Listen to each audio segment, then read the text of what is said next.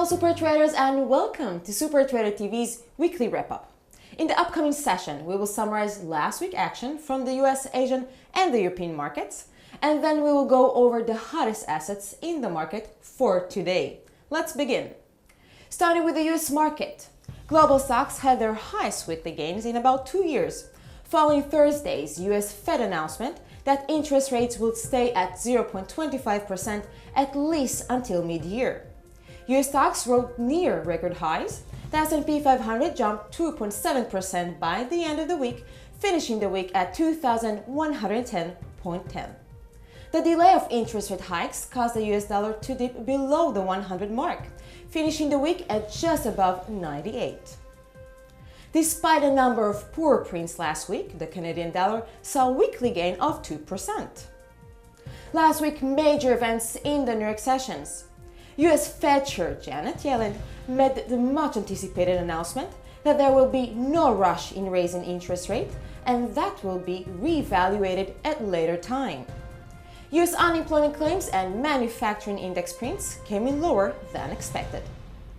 Canada had few prints coming in lower than expected, including monthly manufacturing sales, monthly wholesale sales, and core retail sales monthly sales.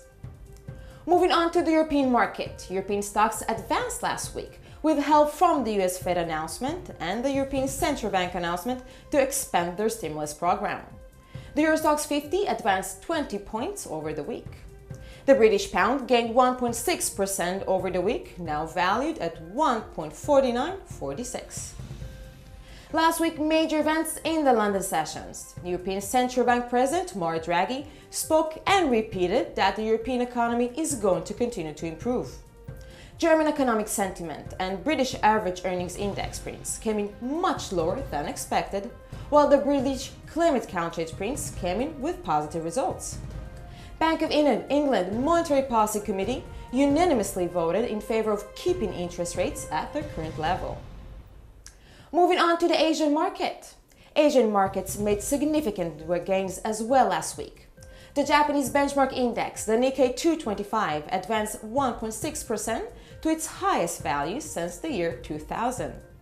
The Japanese yen rose 1.1% on the week to 0.8340. Last week, major events in the Asian sessions. The Bank of Japan announced that it will expand its stimulus program at an annual pace of 80 trillion yen. New Zealand GDP prints came in much lower than expected, and quarterly GDP prints came in as expected. The New Zealand dollar saw a 2.5% advancement over the week. Going over commodities highlights, crude oil had been dropping over the last 2 weeks, but saw huge weekly gains, appreciating by 2% over the week to 46.45. Gold was also losing ground recently, but rebounded last week, gaining 1.1% and now valued at 1,181.70. This was SuperTraderTV's Weekly Wrap-up. Taking a short break. When we come back, we will go over today's upcoming events and trading opportunities. Stay tuned.